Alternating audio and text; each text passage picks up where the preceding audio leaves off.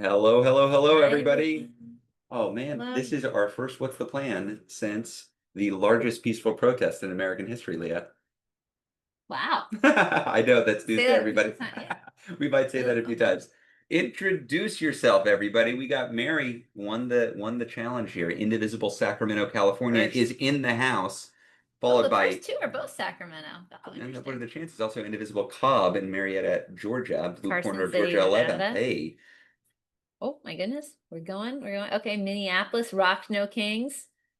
Colorado Springs, Indivisible. Indivisible Las Vegas. Albuquerque, Indivisible. and y'all, we're trying Virginia. something new where, for the audio purposes, we have this new innovative technique where we've put the mic close to Leah and far from me. Really far from each And other. we're trying to make that work. So if it still isn't working, let us know. It's adjusting. And there's like, I think Zooms are not set up to have two people in one space. I think we just projected very different volumes That's and also it, that might be like 70% of the problem.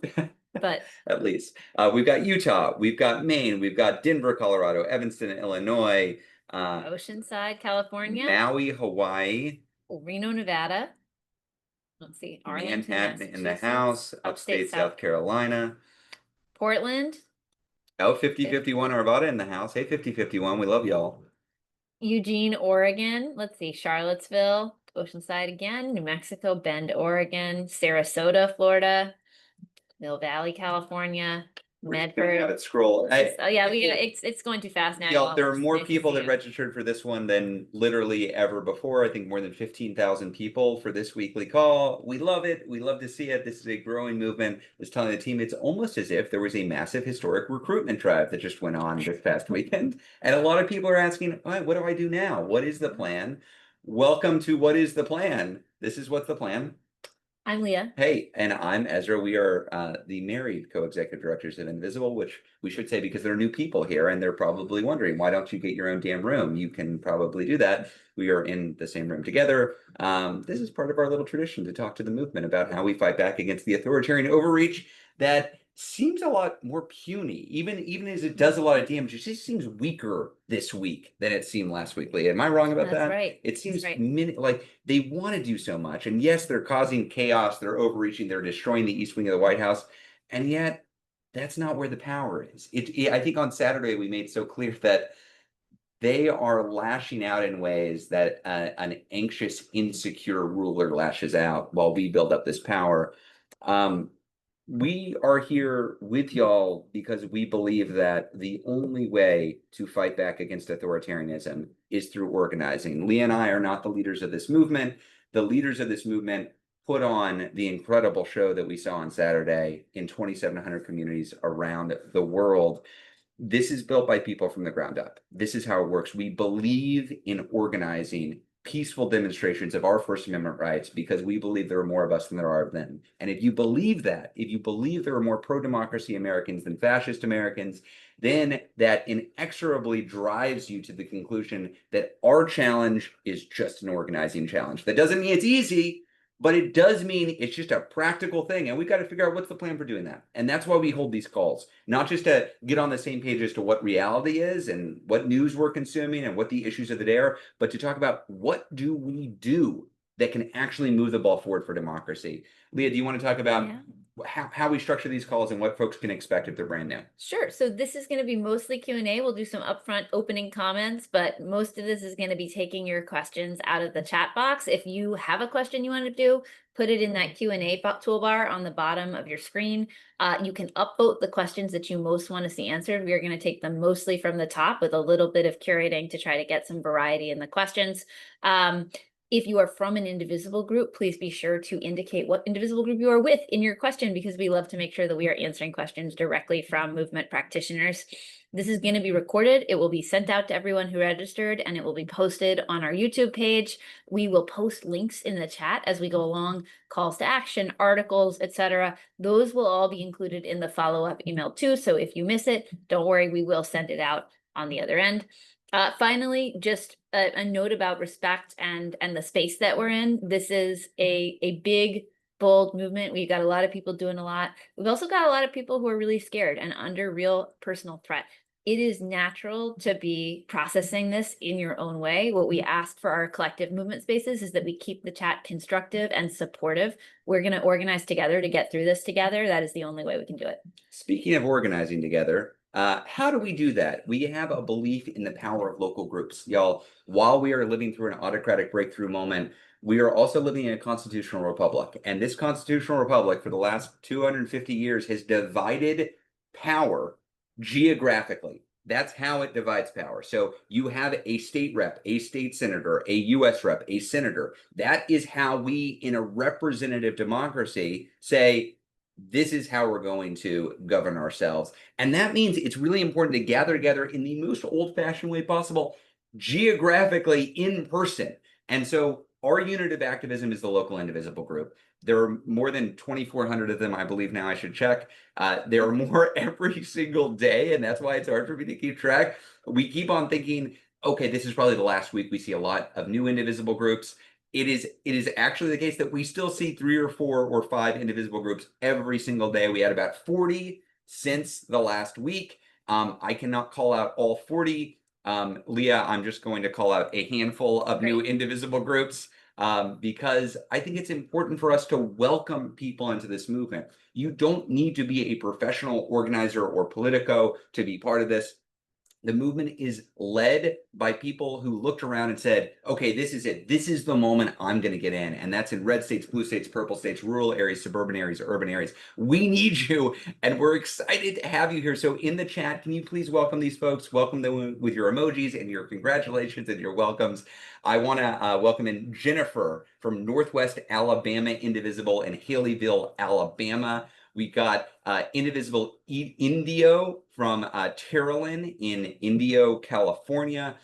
We've got Manistee Indivisible. That's Alana from Manistee, Minnesota. We've got Michigan. Oh, sorry, Manistee, Michigan. Sorry, I was reading the next one in Minnesota, which is Indivisible I Falls. Indivisible I Falls in International Falls, Minnesota. That's Susan. We've got No Kings, Springfield Indivisible. I'm seeing more and more, Leah, of the No Kings and Indivisible. Love it. It's your group. Name it what you want to name it. Name it something that resonates in your community. That No Kings, Springfield Indivisible, that was registered by Travis in Springfield, Pennsylvania.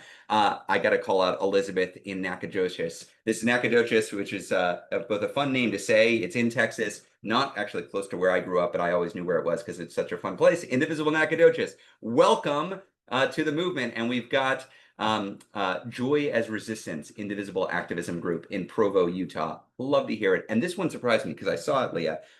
Prescott Indivisible, but there is a Prescott Indivisible already. Prescott Indivisible in Arizona. I've been to Prescott several times. Incredible group. This is Indivisible Prescott, Wisconsin. So welcome, Catherine, with Indivisible Prescott, Wisconsin. Maybe there can be a nice sister city action between Prescott, Wisconsin, and Prescott, Arizona, and an international group, Indivisible Vancouver, registered by James. James, welcome to the movement. I think you're updating registrations, but welcome again to the movement.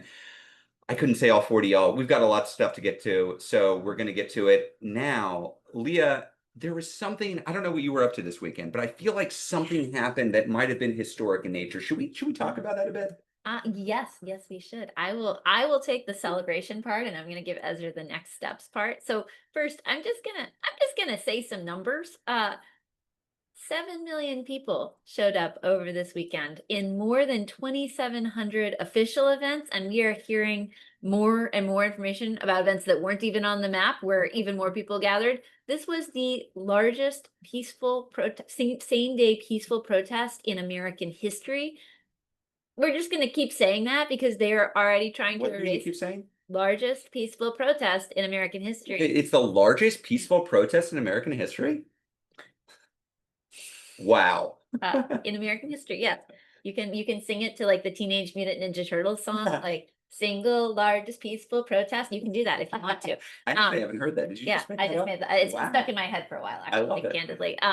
So I'm okay. The numbers are amazing and incredible. The video montage of the places around the country that came out are incredible.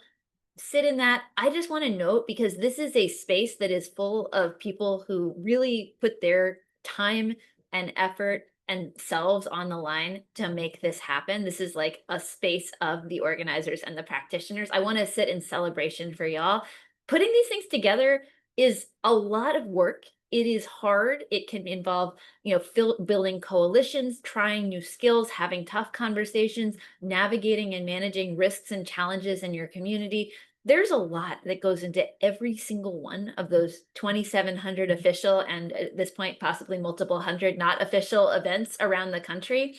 And every march has heroes behind them. Every protest has heroes who have made it possible, who raised their hand and said, hey, maybe, we've never had one of these in my town before. Maybe this is the time, and maybe I'm the person who's going to put it on. A lot of you are on the call. When you are organizing one of these things, you tend to get a lot of feedback from people who are like, they've got some constructive feedback for next time or whatever. Everybody's got thoughts. This is the space where we just tell you, oh my gosh, you are heroes. And we are so grateful. We are so grateful to you for your work.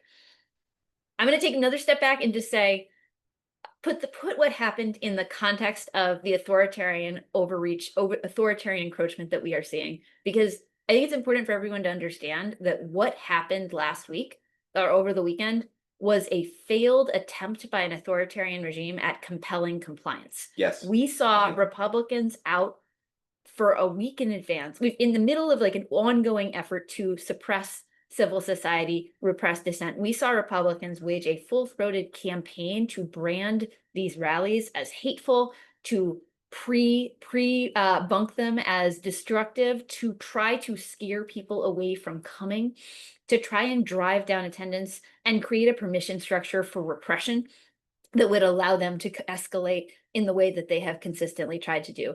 We saw all of that. They wanted these to be small. They wanted them to give them the visuals that would allow them to escalate their repression. We rejected the fear. We rejected their smears. We turned out in unbelievable, literally historic numbers in peaceful and organized and joyful, and in some cases very silly, strategically silly protests in order to dispute what their entire narrative. And in doing so, we called that fundamental bluff of authoritarianism, right? Yeah. The fundamental bluff that their power is inevitable, that they will inevitably win, that everyone in society just has to get smaller, go quiet, let them take control. We called that bluff together. We rejected it. And what is the result? It really scared them. There is a great piece. But I mean, we know that because Donald Trump was up rage posting the most insane scatological video of himself, confirming one, that he'd like to be a king, and demonstrating, and I'm not even going to say this out loud, demonstrating what he would like to do to protesters. That's not somebody who's, doesn't care what happened. That's somebody who is pretty frustrated about the fact that the single largest protest in American history was a protest of him. We're going to pop in the chat a Jamel Bowie piece because I think it's so much more eloquent than I'm going to be able to cover on the call right now, talking about exactly why this regime is so scared of large-scale peaceful protest, of the fact that we have successfully created this container for a pro-democracy movement, this story of what is happening, and the fact that we are both organizing and building our own capacity and punching it through to the broader public. And how is it working? I'm going to we're going to pop another link in chat from CNN, because the thing is, polling that is coming out as people react to No King shows that people agree with us. There is I'm going to say 56% to 41% Americans agree that Donald Trump is behaving like a dangerous dictator right now. That is wild. People don't protests are not normally very popular at the time that they happen. It's extremely rare that you are able to successfully kind of like land the story of what is happening. It is extremely rare that you are able to like inject that narrative in a way that has that kind of broad uptake immediately. And it is a credit to the discipline. It is a credit to the depth and the breadth of the organizing that has happened. It is a credit to everybody on this call. So thank you. And then finally, we're building capacity, we're building numbers. Guys, in April at Hands Off, we had 3 million people, which was incredible. In June at No Kings, we had 5 million people, which was also incredible. This year, or this time, we had 7 million people. So you do the math. We are growing with each of these mobilizations, we're making inroads into places that have never seen protests before. We are bringing out more and new people each time. We're building skills and capacities all over the country that are going to serve us well as we transition and as we continue to grow. Ezra, you take us into the next story. I'm seeing a lot of people saying, so what's next? What's next? Yeah, no, right. So right. we can connect the dots, This right? is 3 an million. audience of people who always want to know what's Well, next. that's why we're I know. like, I love how practically minded Indivisibles are, which is like, we were like, yeah, we did an incredible thing, a historic thing, but like, okay, now what are we gonna do? Right. And that's exactly where our heads go. It's like, we didn't do this to do this. We did this in service of a strategy to help us achieve our goal. 3 million, 5 million, 7 million. What's next? So let's talk about what's next. If people came to the call on Tuesday, you will have heard a little bit of this. It was our largest movement call literally in history. What we know is that mass mobilizations are a tactic.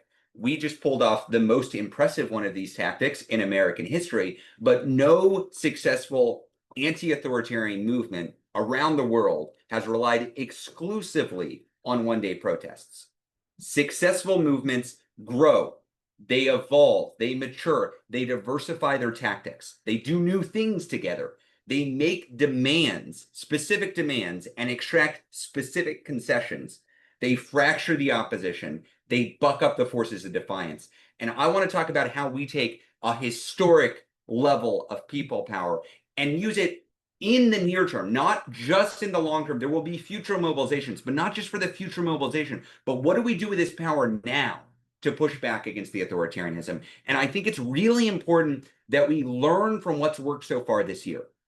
And I think the best case study we have, it's not everything, but the best case study we've had of how people power can immediately push back and achieve immediate results was what we saw a few weeks ago with Disney and ABC and Kimmel. Here's how it went down. The regime bullied this institution, Disney. That institution capitulated, got Kimmel off the air. People rebelled. 1.7 million of us canceled our Disney Plus subscriptions. Even those of us with a 3-year-old and a 5-year-old at home who rely on that canceled our Disney subscriptions. We were out in Burbank protesting Disney in person. We were out in New York protesting ABC in person. This all happened in a matter of days. This wasn't months long. This was immediate, rapid response. And what did that target do? They reversed course. We made a demand that they could actually meet, which was get the guy back on the air, and they did it. And democracy sat up a little bit straighter. We were all a little bit more confident right after that. It didn't save democracy just by itself, but it started to create this sense that, oh, whoa, maybe there are costs to capitulation. Maybe it isn't the quote unquote smart thing to do to just bow to this regime. And so that, yeah, it's important for Disney. I like that Kimmel got back in the air. I like the guy. I appreciate everything he did to promote No Kings, which was significant in the lead up to this weekend. But it's important beyond Disney. It's important for the message it sends to other media institutions, to other businesses, to other institutions. It says there's a cost to capitulation, and we collectively produce that cost. This is how we reverse this culture of fear that the regime is spreading. We make it clear that democracy is indeed reasserting itself, that there's going to be people who will not put up with this shit, that will not allow you to just go along with the regime. And you don't have to do this to literally every single institution in the country. No, that's not what's actually required of us. We just have to notch a lot of individual high-profile wins, like a Disney, to make clear that this isn't the Trump era, this is the No Kings era, and you better get with the times. We want leaders of these institutions to understand that, look, they could be the target of the next pro-democracy demonstration of power. And so I'm actually going to do something a little bit chancy here right now, which is to tell you not this is what we're going to do, but to invite you into the planning of how we apply that power. And we have an idea, but I would say this is in the idea phase where we are gathering input. And if there's sufficient interest, we want to go on it pretty fast. That's where we are in this. And so I'm going to propose another possible target. This isn't everything, but it is something that I think could push us in the direction of creating this sense that democracy is here. And the target here is Spotify. Let me tell you about Spotify. Like Disney, Spotify is a multi-billion-dollar corporation. like Disney, it relies a lot on subscriptions. 90% of Spotify's revenue almost comes from subscriptions. People paying, normal everyday people paying on a monthly basis. Only about 10% of its revenue comes from ads. And also, for that 10%, news broke last week that Spotify is running ads to recruit for ICE. Right now, they're running these ads, actively participating in building up the secret police force that we have all seen. They're terrorizing communities across the country, and this is just the beginning. ICE is ramping up. The reason why they're getting money to recruit for ICE is because America just approved $171 billion for Donald Trump's secret police force. So they got money to spend on ads. And Spotify's taking some of that money. Look, Spotify does not want to be the target of a national boycott. They don't want to know that they are taking money to help recruit Proud Boys to zip tie kids in Chicago and pull them naked out in the streets. But that's what they're doing. That is what they are doing. But I'm not going to sit here and make a threat that we can't actually say people are behind, that people are actually angry. I don't want to say that and then have there be no response. So I'm bringing this up now before we have some kind of website to launch or big campaign to engage everybody here on the strategic planning. I don't want to act again as if ICE is only operating through Spotify, or that Spotify is like the only or even the main perpetrator. Every one of us could name a lot. Yes, Amazon. Look, Apple has been doing bad things too. There are a lot of bad actors here. What I'm saying is I think Spotify is a particularly good target in this moment. It is a public-facing brand. It purports to be cool. It is doing a specific bad thing, running these ads, that we can actually make a demand about. We could get them to stop it. And we can mobilize millions of people who are subscribers to take action to apply that pressure. So I'm seeing a lot of positivity in the chat, which is encouraging. Here's what I would actually ask of you, though. We are going to follow up this call with a survey. It's only going to have 3 or 4 questions. It's not super in-depth, but we're trying to get a sense of where the movement is on this. And that's going to come out right after this Q&A that we're doing, this discussion. Tell us how you feel about this. Give us a sense of where the movement is, and that's going to give us more confidence to move forward with greater clarity, and then we'll be engaging everybody on this if there's appetite. Leah, anything else on how we're thinking about this current moment? Let's get to the questions. We're Okay. all over. Thank you all for bearing with us. We are trying to build on the momentum. We don't want to just rest on our laurels. We did something historic. We did something incredible, but we don't build people power to just put it in a jar on the shelf. Right. That's not the purpose. And if you don't use people power, it evaporates. It goes away. So we need to be looking for how we use this people power effectively. Spotify isn't the end all be all. No individual campaign is going to be the end all be all. But I think if we build up a set of these campaigns in between the mass mobilizations, what we start to create is this sense that democracy is on the march, y'all, and we're going to win. Okay, so with that said, should we go into the questions? Yes. Okay, so go into questions. We have the very top question is from Susan. I have 2 questions. Oh, look, Susan. People are itching to know the date for the next No Kings. When will you announce one? And 2, what if on Black Friday, November 28th, the biggest retail shopping day of the year, Americans choose to buy nothing, not chewing gum, not an iPad, not coat hangers, not a kayak, nothing? Is it time for a shutdown of this kind yet? I love the question, Susan. In fact, we've been talking about exactly this. Leah. Yeah, okay. So first we know people are itching to know the date of the next No Kings. We had a whole situation where we made a reference to the fact that there will be one at some point in the future, and there were headlines everywhere. It was like, the third No Kings is coming, So we know there's a lot of energy. It's gonna take a little bit of time. Everybody just candidly who was involved in the core process of putting No Kings on is currently taking a couple of days off. Some of them are sick. Some of them are sick. Yes. A lot. Everybody is we need a recharge period, y'all. And also we're going to want to work with a big bunch of people, because every time we do this, we want to pull in more organizations, more people. Like, part of the goal here is not just that it's the same people doing this in June as in October, as in January. Yeah. We want to use each of these to build and build and build. And so short version is, we know you're hungry. We want to get that to you. It's going to take a little bit of time, because we want to pull in we want to have a bunch of conversations and a bunch of planning that goes into how we ensure that when we announce it, it's set up to be even bigger. Okay.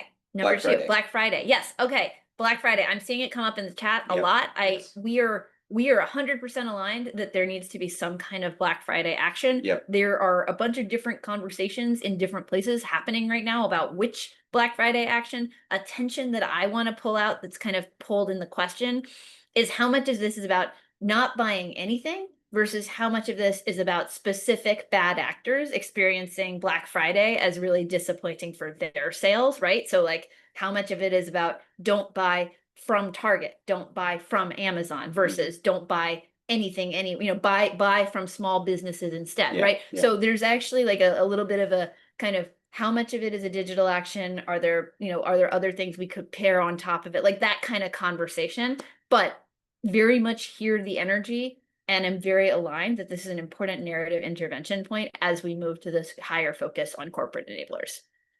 Yeah, I'm just realizing, I think the seasons have changed, and when we started I doing know. No Kings here, it was before the sun would always like shine down on you like a I'm halo. angelic. You I'm were angelic, angelic as but we also talk kind about of washed boycotts. out. Yeah. Okay, we might invest in some blinds Yeah, for the get it. next No Kings. But great questions, and right in line with what we're thinking. I think in addition to doing these kind of rapid response push on Spotify or different institutions that are buckling, I think these kind of longer term campaigns are going to be necessary, and where our head is in the same place. PF asks, why don't we take this targeted action to defund ICE centers? On the Big Tent call yesterday, Kerry Kennedy mentioned this action we can take. Retirement companies are investing in Geo Group and Core Civic Co. Apparently, these are companies are invested in private prisons, ICE detention centers. If people asked that their retirement savings were not invested in these companies, could move the needle. And there's a link, which just for the benefit of everybody else, I'm going to put in the chat because there's a Newsweek article. So I'm just, if I can do it, send to everybody. Okay. Thank you for the question, PF. Leah, we've talked about this campaign, I believe, before. I think the Pennsylvania Indivisibles, Philly Indivisibles were exploring a similar campaign and had a resource specifically on this. So this was weeks ago when we were talking about it. Thoughts on targeting ICE facilities broadly?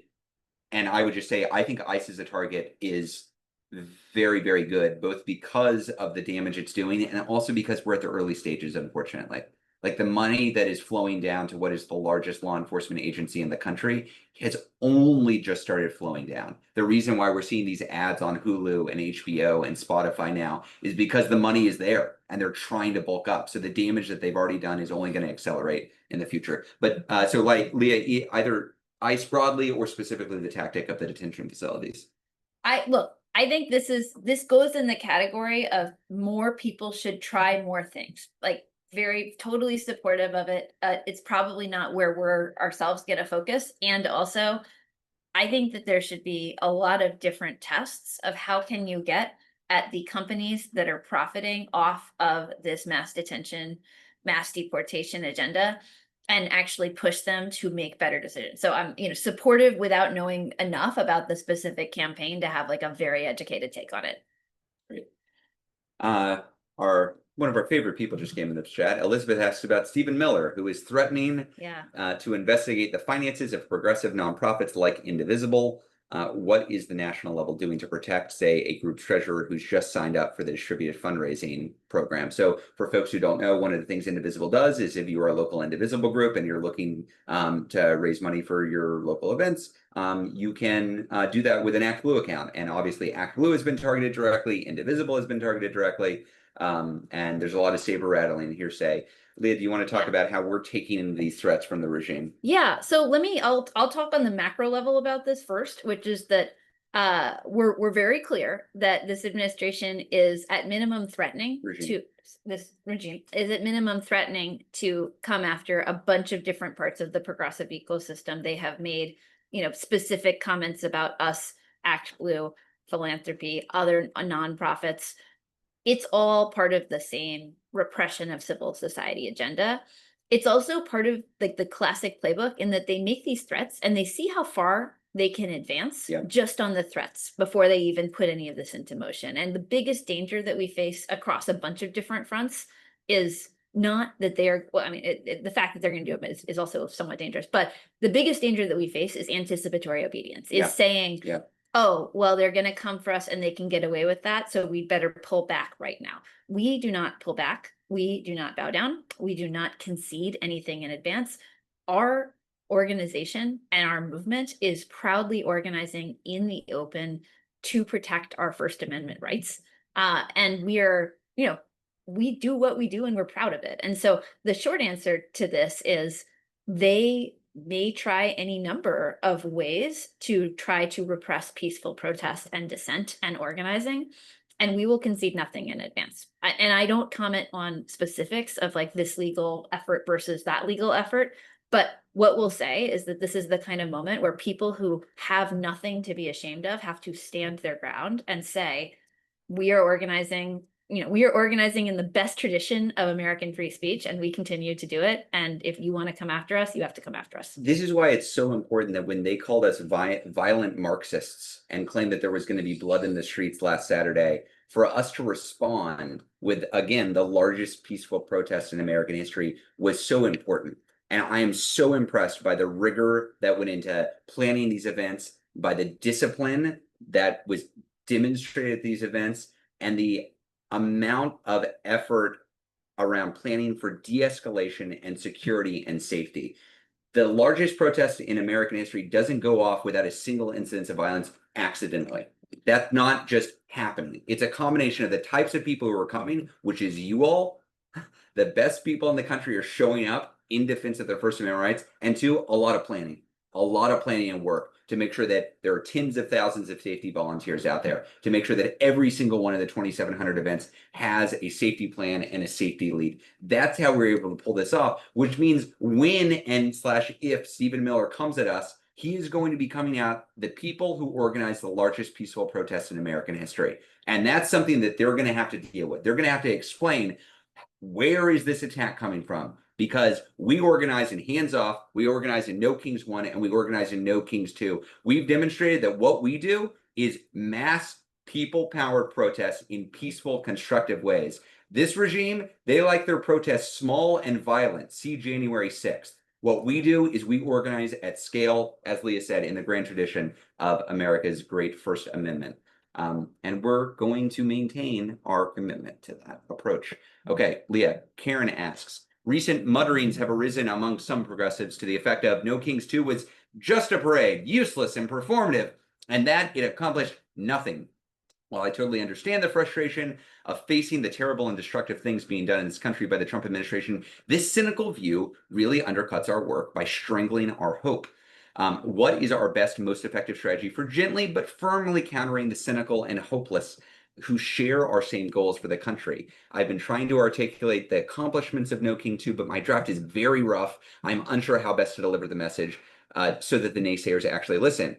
And she writes a couple of ideas here. One, demonstrating that millions will take step in support. By doing so and coming to no harm, they are encouraged to do more next time. And two, showing people in other countries that there are millions of Americans who do not support our current government. Leah, what do you think of those 2 points, and anything else you would say to this current part of the discourse that is like, just a parade, doesn't matter? Well, let's just do a quick recap of the strategic logic. Yes, Things, right? Because it's not, I think we're all aligned that having a protest that is delinked from a strategy is just a protest, right? Yeah. Like, that's not good. We don't want to do that. We don't protest for the sake of protest. We protest as a tactic, as part of a broader strategy about staving off authoritarian consolidation in America.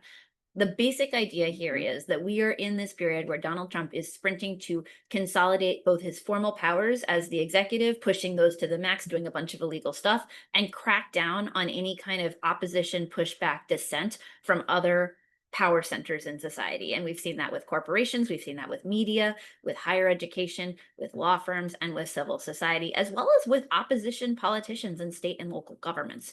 And so in a moment when a would-be fascist is trying to consolidate power, the kind of large-scale peaceful protest and organizing that No Kings represents is really important for holding open civil society space and for contesting the idea that Donald Trump has a mandate for anything that he's doing and that he will inevitably win. It basically introduces a new factor into the minds of all of the stakeholders who are making decisions about how much they go along with this regime and how much they push back. Where before they were like, oh, well, Donald Trump's going to consolidate power. I have to deal with him for the foreseeable future. I need to just do the things that are necessary to secure my safety, my position, my business, whatever it is. What we do when we come out in 7 million and counting is we create this sense of like, oh, there might be this other force in society that is getting bigger and more organized every day that I also have to factor into my calculations as I make decisions. So we're all aware that Donald Trump is not going to like have a ghost of Christmas future style, like emotional reawakening as a result of the No Kings protest. He's not going to change his mind. He's a bad dude. He's going to keep being a bad dude. But a lot of other factors and stakeholders in society might start to make different decisions based on how much pushback they see, how much defiance is in the air as they're looking left and right, what other people are doing. And that's part of the vibe that No Kings catalyzed. So that's the first piece, is just kind of holding open space for broader social pushback. The second is creating a sense of a shared movement identity amongst a really broad set of people who are pro-democracy folks. I cannot tell you in the last week how many people have come up to me to tell me about their No Kings experience, right? Like it was an experience for them that made them part of something bigger, that gave them a little bit more hope. That has unpredictable second order consequences, right? Because in this moment, we need people to do so many things and we can't put them all into one campaign and say, take this action. We need people to go to their PTA meeting and say, what is this school's plan to protect kids from ICE? And if there isn't a plan, say, hey, I'm going to get a bunch of parents together who will show up at the school if ICE comes, and we're all going to be organizing now. We need people to go to their faith, their house of worship, and say to their minister or rabbi, why are you not talking about how these cuts are going to affect people in our communities? Why are you not sharing that with our community? We need people to say, I'm not going to follow that order at work. That is illegal. Like all of those things require people feeling like they are part of a bigger movement. And that is what No Kings catalyzes. And the third, which everyone on this call is super familiar with, is we build capacity and we put it to work, right? These are not just marches, they are recruitment events. Everybody who is running an Indivisible group is also getting new people out of these marches. They've got people who are activated for the first time. We're getting new groups that form because they put on a No Kings protest and they continue to organize. We're actually creating the cadre of folks across the country who are organizing for the mutual aid, for the immigrant detention support, for the political, the electoral and civic engagement and advocacy stuff that we are going to need to do in the future. I got a little long, but those are the three things that I would say. I think I agree with all of them. And depending on how much of a nerd the person you're talking to is, they might be convinced by the folks that I'm convinced by, the people like Heather Cox Richardson, who wrote a couple of really great pieces right after the protests and in the lead up to Timothy Snyder as well. I think I'd look to Erica Chenoweth and Maria Stephan, who are experts in authoritarianism, who talk very directly about the strategic value of showing up in moments like this. I also think just overall, it's good to have some humble approach to this. Nobody is saying, and Leah, I'm just going to be redundant and say what you said at the beginning. Nobody is saying that protests are everything, that one day protests are enough. All we are saying is fits into a broader strategy that helps us achieve our goals. So don't overplay, this is how we win, we did it. And also don't underplay, like when you have a historic number of people peacefully showing up under one banner against the regime, that's a good thing, y'all. Yeah. Like that is a good thing, and good things will flow from that. And now the question, and then if somebody says, well, that's not enough, then you say that, I agree. Do you want to help us with this Spotify action that we were all taking? Yeah. Help us organize that. This is how we build on it. Anytime somebody is like, well, I don't like that and you should be doing that, great invitation for leadership. They are volunteering to take part in the next work. That's how I would interpret that. And I would just add one last point, which is just be kind to people who are in a bad place right now. There are people who've given a lot and seen and lost a lot and are burnt out right now. And so I'm not advising getting into like long arguments about this stuff. I'm advising keeping the doors open. Some people will show up later. That's okay. Great. Next question from Nadine. Is there any way, for instance, litigation to stop Trump from taking $230 million from taxpayers in supposed damages for having been investigated for his crimes against the American people? With Bondi in charge of justice, it seems to be going around all the pillars of society. If his minions just sign off on this one, he can keep ponying up claims for the next 3+ years. For folks who haven't seen, Trump is extorting the federal government for upwards of $230 million to be given directly to him because he thinks he deserves it. I would say we're not lawyers, we're not experts on litigation. I guarantee you there will be litigation about this. Yep. Beyond this, it's a political problem, y'all. The question is, how much of a political headache does this become for the regime, and not just the regime, meaning Donald Trump, he doesn't give a shit, but for his supporters, other people in the government and other people in Congress and other Republicans who are holding their tongue. I do think this is why a key part of our messaging from here on out until we regain power needs to be about corruption and accountability. Americans who do not care about politics at all, who aren't getting into the details of a continuing resolution, or maybe aren't paying attention to other legislative items, everybody understands an autocrat who self-enriches. We have a guy who is demanding more than $200 million for himself while he builds a more than $200 million golden ballroom for himself at the same time that he is jacking up your healthcare prices and cutting up food nutrition assistance for everybody else. That's the reality. A guy that is absolutely collapsing the economy of the country while he self-enriches. We need to be telling this story again and again and again, both to put blame on the right people, him and the people who support him, but also to make sure that Democrats commit to using their power, should they get it, to go after these corrupt bastards.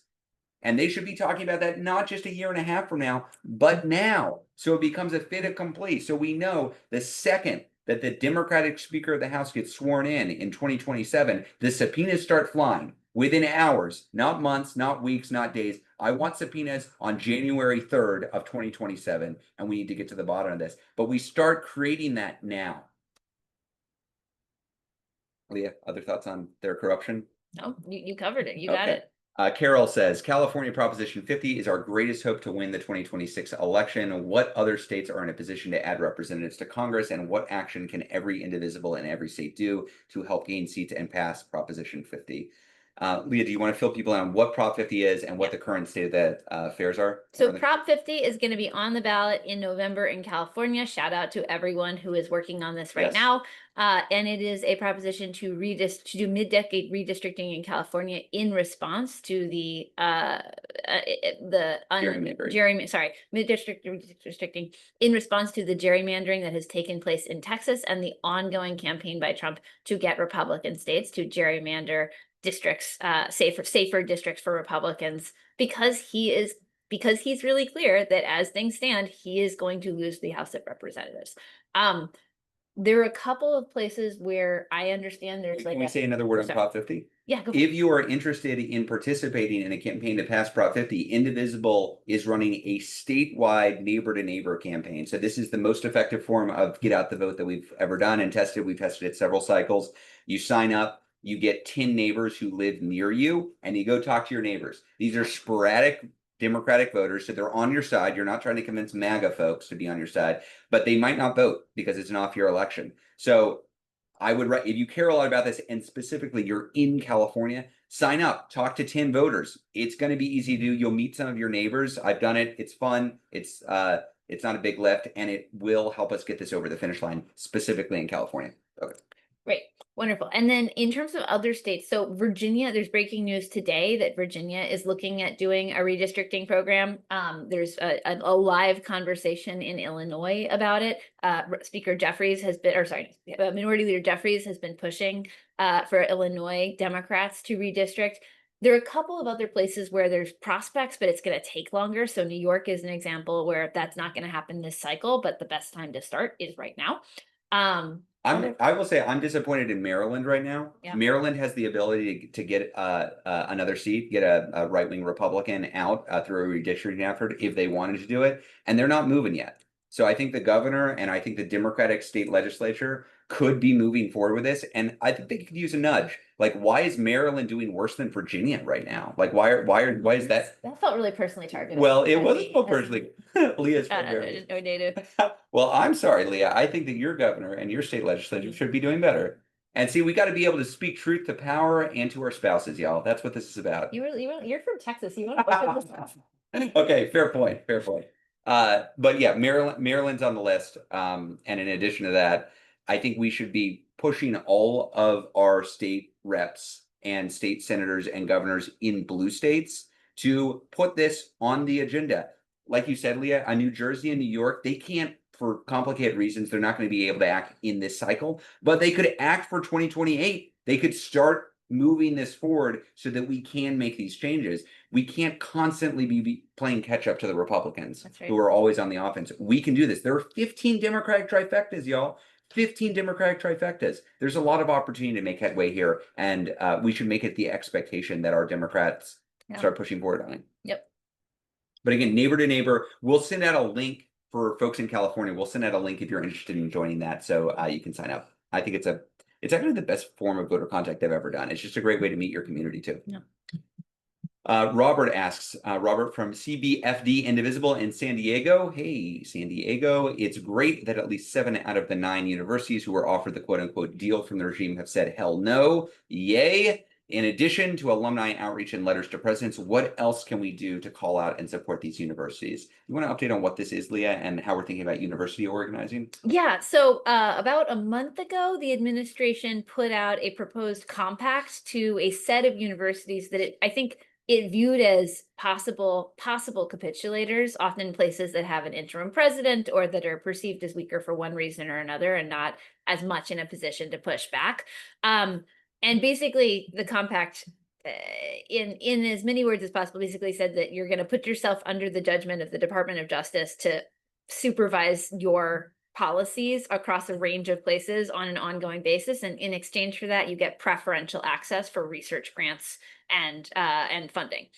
And there has been a bunch of really great organizing across many of these campuses and across alumni networks in many of these places and faculty and staff at these universities around pushing to make sure that they are rejected. Or that they have been rejected. As of now, there are a couple outstanding, and I'm sure somebody is going to put them in the chat. Please bring up UVA. UVA, yes, UVA is an important asterisk, and we can get into that. Here's what I would say. The Trump administration really wanted to get some of those folks on the compact, right? It doesn't look good when you try to put this offer out and it just flops. They've now extended it to a much broader, I believe, to all universities. Vanderbilt, yes, thank you. And they've now UT extended, Austin. Not to rail on Texas again. Sorry. Yeah, so they're now extending the basic terms of the compact more broadly. So if you are an alumni or a student or in any way affiliated with one of the original targeted universities, you should be calling, you should be writing, you should be contacting whoever you've got a voice with or a contact with at that university. You should be making sure they are getting positive reinforcement for the stance they took. If you're an alumni who gives regularly, great moment to highlight that you are giving now because of this, and you would not be giving if they had taken it, right? Just try to make sure that people understand that they've taken the path that is going to reward them in the medium term. But also, if you're an alumni of any other school, you should just understand that this is on the table right now. So it's never too early to start raising the alarm wherever you are. Now, we're working on some more organized platforms and stuff for you to plug into through the Courage collectives on this. They're not live yet, but we are going to be pushing for some more organized alumni action in the immediate future. Connie asks, are there any organizations that are tracking the disappeared in a more or less reliable way? I am not sure about that. If anybody is aware of it, please put it in the comments. Yeah, put it in the chat. ProPublica. Oh, yes, I did see ProPublica. Oh, yeah. ProPublica is tracking, I believe, U.S. citizens who've been detained by ICE, but maybe also other folks disappeared. So you know what? I'm going to take a screenshot, Connie, of your question. I'm going to send it to the team so that we can follow up afterwards. I've just done that so that hopefully we can get a good response. Thanks for that question. I love being asked questions that we don't know the immediate answer to. Deborah asks, ICE has been given a huge budget and they are buying military grade weapons, warheads, long range stuff, etc. Is this an army in case our army won't back the regime? Is there anything we can do? And why are they buying weapons that are only used in war? That's from Deb in South County Resistance in Wakefield, Rhode Island. I saw this reporting too, Deb. Look, this is troubling stuff. ICE is the largest federal law enforcement agency in the history of the Republic. Those funds, as I mentioned earlier, were appropriated earlier this year, have only just now started to flow down, and we see how they're flowing down. They're going on a massive hiring spree. They're paying Spotify to recruit for them, and they're buying lots of guns and lots of scary kind of guns. This is why we're talking a lot about ICE, both because of the damage it's doing now, and also because it's blindingly obvious to anybody that's paying attention. We ain't seen nothing yet. That they are ramping up the attack. They are recruiting more and more people with fewer and fewer qualifications and giving them more and more scary guns. That's not a good recipe for democracy. And so, again, this is why any quote unquote normal institution that is some way supporting ICE, that is helping to recruit for them, is especially egregious right now. They think that they can slip under the radar.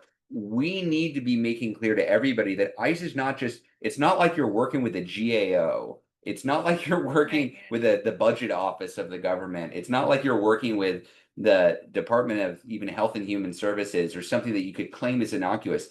This is America's Gestapo. This is America's secret police force that is terrorizing American communities.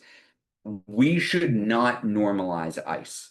And I think it is both the moral thing to run campaigns against the kind of damage it is doing to communities already, but politically, this is going to alienate a lot of people. And as politicians and as institutions look to be on the right side of history so their reputations remain intact, we should be pushing them to take strong stances against it. Because if ICE is just seen as a, maybe quasi-problematic, but generally fine, Republican-aligned institution, as they build up, both in staff and in ammunition and guns, that's going to be way more dangerous for the rest of us. I agree. I would actually like to just provide one step back and like a framework for thinking about this as well, because I think it's really important that we collectively understand that the road to authoritarianism in America runs through attacks on immigrants, right? Yes. When you look at the ways in which they are attempting to consolidate authoritarian power, they're using immigration as the place where they wedge open the use of powers that they will eventually use on all of us, right? So if you are looking at extra legal detentions without charges, if you are looking at free speech violations, detaining people for purely for violations of free speech, if you are looking, or for free speech, their own, what they have said, if you are looking at the deployment of the military domestically for, non-military purposes, if you are looking at the expansion of the surveillance state, all of this is being piloted in the context of immigration in order to have that infrastructure for the broader suppression agenda in this country. And so there is not a like immigration problem over here and democracy problem over there. These are one and the same problem. Yes. 1000% yes. 1000% yes. Well said.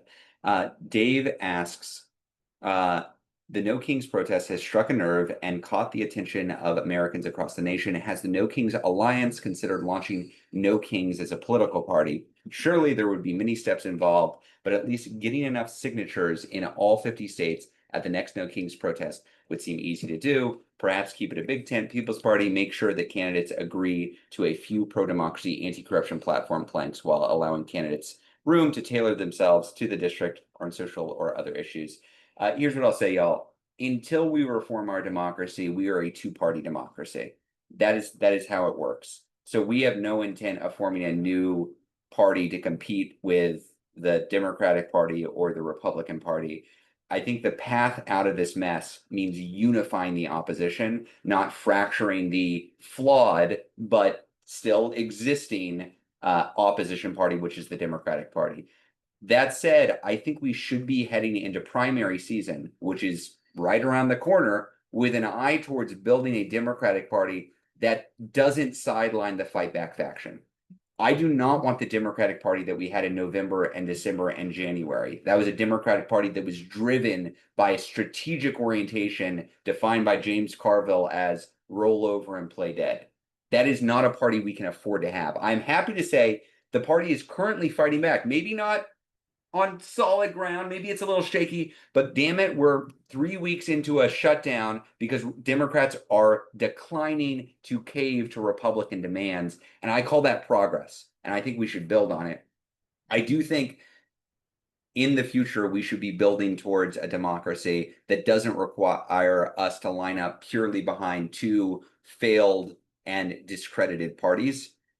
People don't like the Republican Party. People don't trust the Democratic Party, and that's an issue for democracy. And as we think bigger and in long term about what to do once Trump is gone and how to make democracy more responsive to people, I think there are things we should be discussing about. How do we build towards a system that gives voters more choice and allows them to get behind parties that don't fracture the opposition to the fascists, which is currently the choice in front of us right now. So I am, you know what I'm kind of interested in, y'all? Leah, I haven't talked to you about this today. I think it would be kind of cool if we made June 14th, the day of the first No King's Day, a national holiday.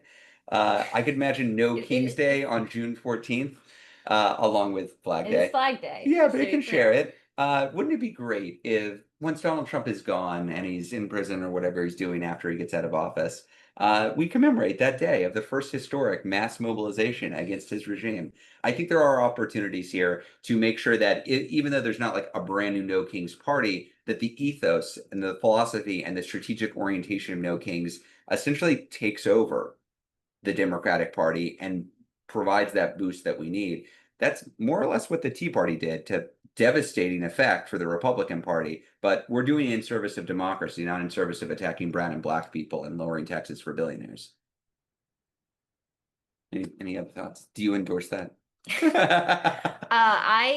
We are not launching a call for any new national holidays That's on this call right now. Okay, fine. What I would say in general is I think that long term we really should be looking at like multi-party system reform, and also short term we're really clear that having a third party that's like closer to the party that is currently the vehicle for protecting democracy in this country is mostly just going to pull votes away from the people who have a real chance of getting elected. So that's where we are. There are, I mean, just to flag for people, there is legislation out there to create a proportional representation system. It basically looks like expanding the House of Representatives, which would make sense for our size of country, and then allowing the states to run ranked choice voting for multiple parties. So if you're a fascist, vote for the fascist party. There are 10% of you, fine, vote for them. If you're a Green Party person, vote for the Green Party person. And then you would total up the total number of votes. And then you'd have a parliamentary style government and coalitions would be formed, but people wouldn't be forced to line up behind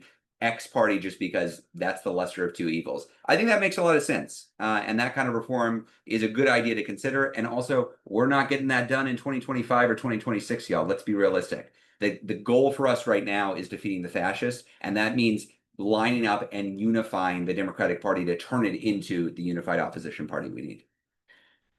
Angela asks, isn't it time for a tax revolt along with mass protests against SCOTUS for upholding unlawful presidential actions, not upholding the Constitution and their defendants on the shadow docket? Well, I'll talk about the tax part of this, and then Ezra, do you want to talk about SCOTUS as a target? Sure. So this comes up regularly, and we've heard it in the context of blue states withholding taxes or kind of individuals withholding taxes.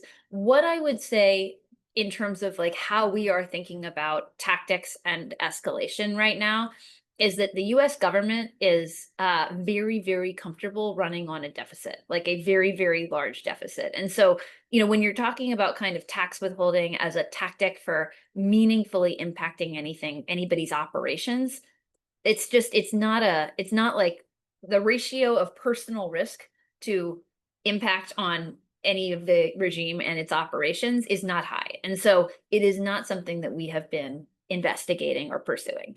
I know that there's some folks who are talking about and thinking about that, but that's where we're standing right now. On SCOTUS, look, we need term limits, we need ethics reform, and we need to expand the court. Like that's the solution for SCOTUS. But we're not getting there until 2029 at the earliest. That's when we could realistically achieve that. So in my mind, influencing SCOTUS is more of a political act. Remember, the Supreme Court is a political body. They wear robes, but it's basically a MAGA Senate, but very small. And they're creating policy from the bench. That sucks because we shouldn't have a MAGA Senate, but it does mean that they are responsive to public pressure too. They are looking at where the winds are blowing. So one of the best things that we can do to push the court to stop taking such aggressive positions in defense of the regime is to demonstrate that this period is temporary, that in fact democracy will reassert itself, and what they are doing is feeding the mass mobilization that will ultimately result in term limits and expanding the court. That's right. Because of their behavior. I view this as a direct connection from now until the 2029 when we can make that happen. And look, I think if you're looking at Democratic senators who are unwilling to reform the filibuster in this day and age in 2025, who are unwilling to talk out there about the need for court reform, you need to be looking elsewhere, or they need to be updating their positions, because that's old-fashioned politics. That's not where we are anymore. I just want to tap on that point, and then we actually have to wrap pretty much on time today. Sorry, we normally love to go a few minutes early, but We gotta get the kids. But we gotta get the kids. So the Supreme Court, John Roberts currently has a pretty clear assessment that he can do a bunch of wildly fucked up, partisan, illegitimate things without meaningful consequences for the Supreme Court. And part of the reason he has that assessment is because we don't even have Democrats collectively aligned on any kind of commitment to court reform.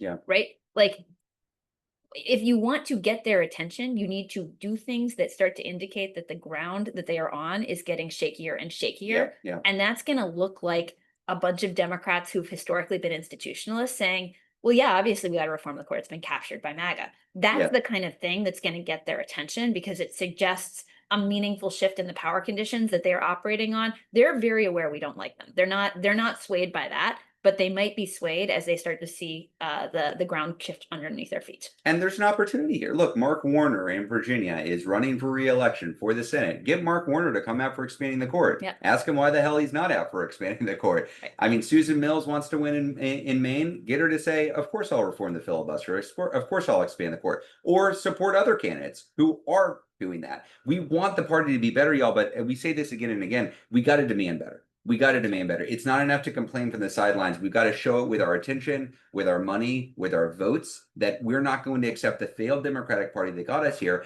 but we do want to rally around a version of the Democratic Party that'll fight back.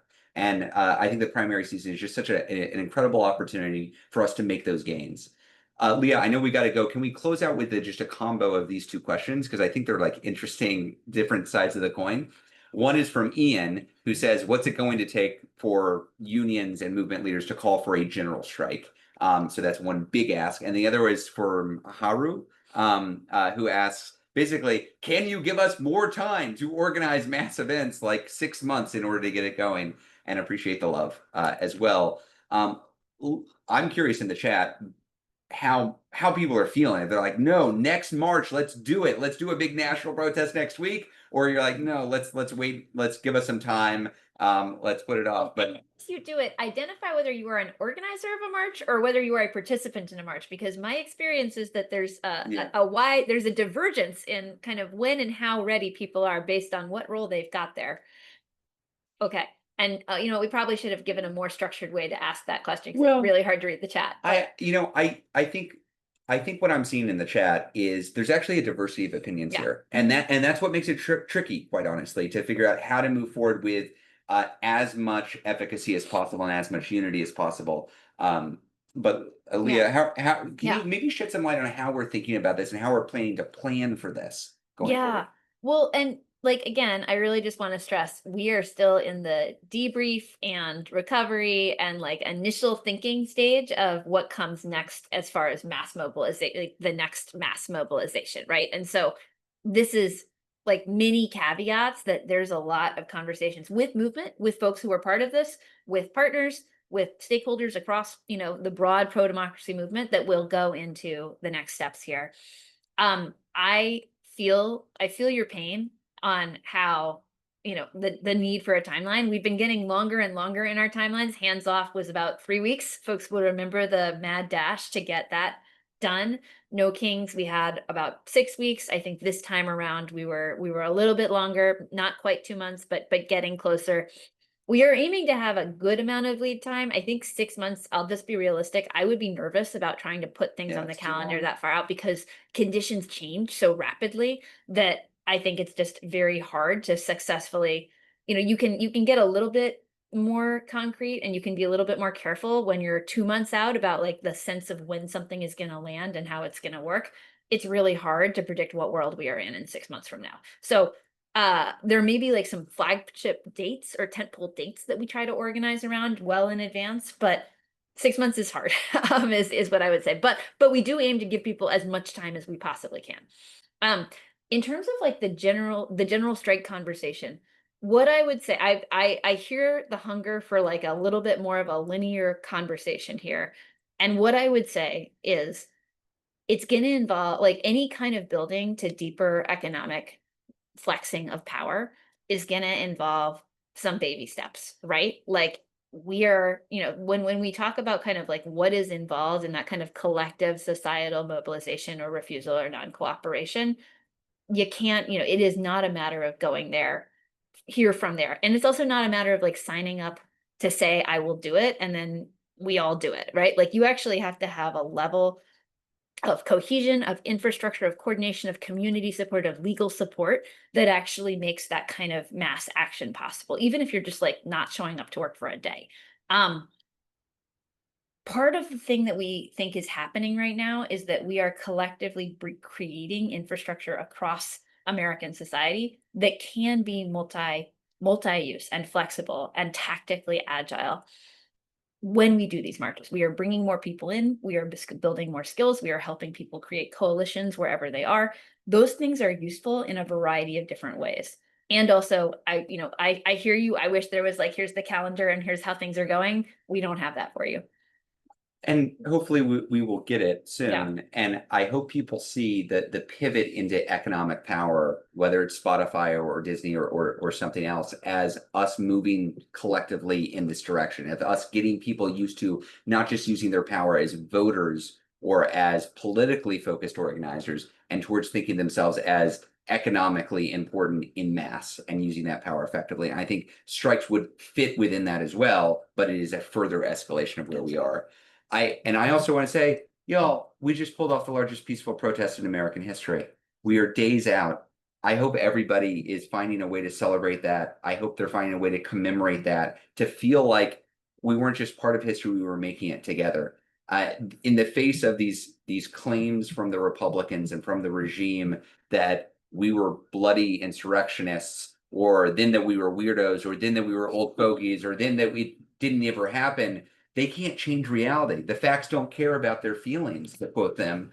We did it. We all did that collectively.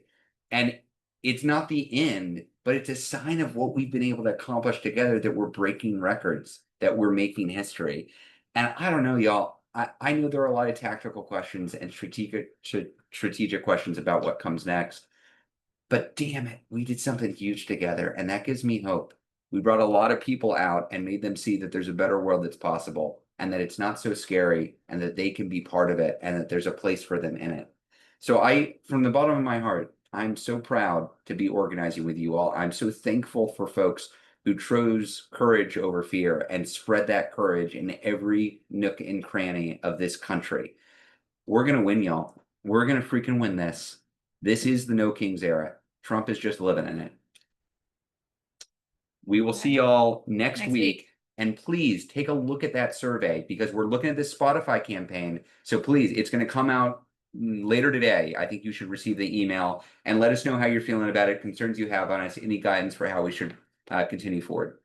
And we'll see you next week, 3 p.m. Eastern time for What's the Plan Next Week. That was the plan this week. Until next time. Thanks, y'all.